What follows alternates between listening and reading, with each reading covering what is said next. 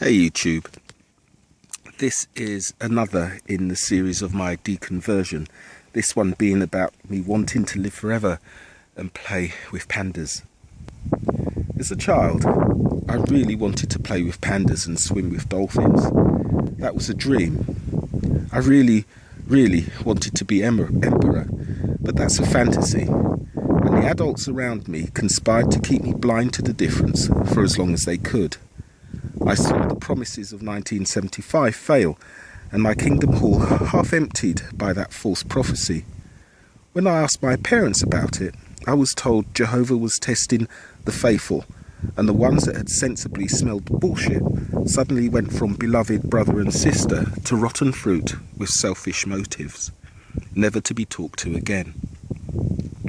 I saw my parents and grandparents devote their lifetimes to this obvious silliness, getting excited at every world event that hinted at bringing the belated Armageddon and making them right at long last for passing up promotions at work, shunning friends they suddenly weren't allowed to talk to anymore, and many other personal choices given away for nothing to the governing body. I saw adults refusing to buy needed items because they'd get them after Satan's filthy system of things had passed away. I saw the governing body fall out with each other. In fact, I was out living spiritual mothers like it was going out of style. I saw them change doctrine and call it new light from our never-changing God. I saw hypocrisy, child abuse covered up, and the suicide. I saw splinter groups start like the Goshen Fellowship, Lord's Witnesses, and Christian Witnesses of Jah. There's even Eastern European Jehovah's Witness splinter groups like the Theocratic Organisation of Jehovah's Witnesses. And later I found out of an ex-Jehovah's Witness that's trying to pass himself off as Jesus' second coming. But there were three things I never saw.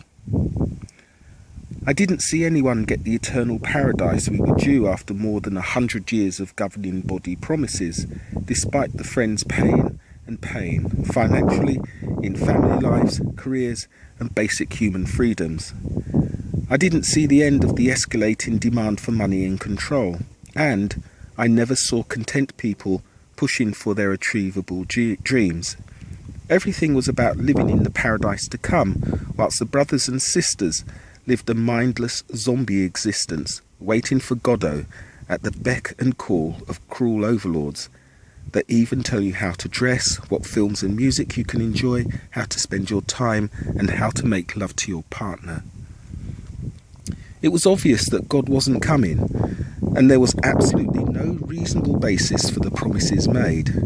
How can the Bible tell us there's nothing new under the sun, and the governing body tell us to expect and live our one life for something truly fantastic and hugely improbable?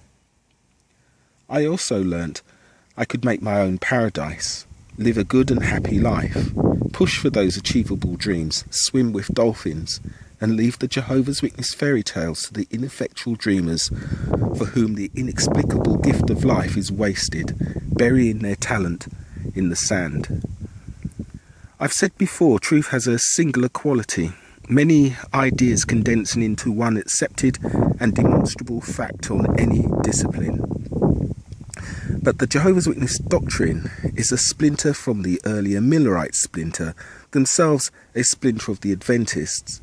Jehovah's Witnesses have now created at least 6 splinters again, each claiming to speak for God, make promises and demands in his name, and be his exclusive representatives because he cannot speak for himself.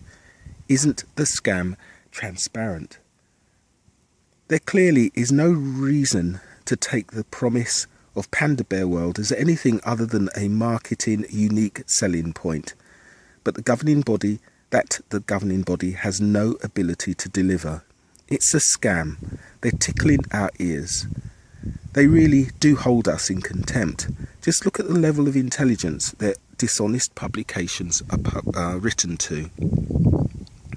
Why do you think the governing body offer no support for their claims other than the threat of a painful, violent death, more fiendish than ISIS can conjure? They're preying upon our natural fear of death and exploiting it with dreams and fairy tales in exchange for your money, free labour, your peace of mind and your one precious life. My Jehovah's Witness childhood forced me to acknowledge and reconcile to dying way too early. I no longer fear death.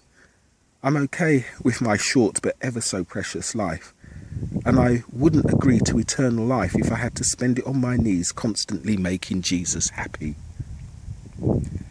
I'm just like the billions of humans that have already passed before me. I'm not egotistical enough to think that millions of years of living and dying are going to change just for me and this strange little group, especially when, as a Jehovah's Witness, we didn't do anything special or noteworthy. There are no Gandhis or MLKs or Mandelas in our number, only little drone oppressors turning blind eyes to child abusers, shunning their family and letting family members die for the sake of a little routine medical attention. In the Kingdom Hall, no one can hear you scream. They're not allowed to care, and so they don't. But as I grew, there was an emotional and maybe prideful realisation about Panda Bear World that reinforced my intellectual decision that it was all bunk. If it does exist, and you're going to give me something, just give it. Don't put conditions, caveats and terms. Just give it to me and I will accept with due gratitude. Don't make me jump through hoops. Blackmailers always put the price up once you've succumbed. I really don't think their paradise would be a pleasant place for anyone who wants to retain their humanity. After all, didn't God punish Adam for wanting to know the difference between good and evil? I think people forget that they're desperately sacrificing to get into a club run by the same Old Testament God that killed everybody. But before I go, those biblical Jews clearly had a hard time keeping their woman's undivided attention. In an earlier video I mentioned the men complaining about Egyptians being well endowed, etc. But it turns out that Jewish women that couldn't get to Egypt for a dirty weekend had their own solution. Check out Ezekiel chapter 16 verse 17, and I quote, "You also took the fine jewellery I gave you, the jewellery made of my gold and silver. You made for yourself male idols and engaged in prostitution with them." I'm surprised those poor frustrated ladies didn't invent batteries too. But is this truly what God found important to tell humanity down the centuries, whilst in 66 biblical books say nothing of any use that people can't work out for themselves or hadn't been said in earlier writings or stories? Also, isn't it strange that the most powerful being in the universe has his plans for Earth spoiled by a talking snake and effectively spends the next 65 books complaining about women, killing people, being prejudiced and desperately trying to correct his mistakes in Genesis? We all know how casually and easily our loving Jehovah killed people. We have a good idea of the numbers he killed too. But how many did evil Satan account for without Jehovah's direct encouragement? None. Did Eve die the day she ate the fruit? No. Satan clearly needs a better PR team. But before anyone misunderstands me, there's strong evidence to show the Bible is a reworked combination of older myths taken from the Code of Hammurabi, Sumerian folklore, extracts from the Egyptian Book of the Dead, and a way of disguising polytheism as monotheism. So no, I don't see any evidence for the existence of Satan neither, let alone hold him in any regard. Now for a moment of housekeeping, throwing out the rubbish. It seems I've attracted a troll who likes to call himself Warrior Prince. Why Jehovah needs him to fight for him, I don't know. Can't God take care of his own business? And neither would I like to speculate on a personality that finds it necessary to ennoble himself. He takes the view that when Jehovah's Witnesses send abusive and, in my personal case, racially abusive messages, and then delete them, to him it means the message was never sent and is another example of apostate lying. I also note that no effort is ever made to actually refute or deal with the points I make.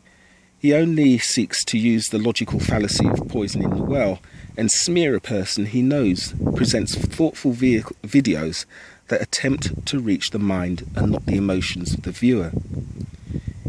He just likes leaving his little malformed mind farts in comments. To quote a scientist trying to deal with creationists, it's like playing chess with a pigeon that knocks the pieces over, craps on the board, and then flies off to tell his mates he won. All this whilst the strapline on his icon is "In search of the truth." I'm happy to deal with him if he had anything intelligent or substantive to say that supports his faith.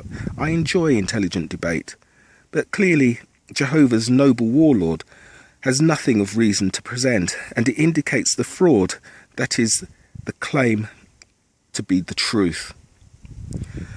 I would like to remind my troll that truth can withstand the strongest scrutiny.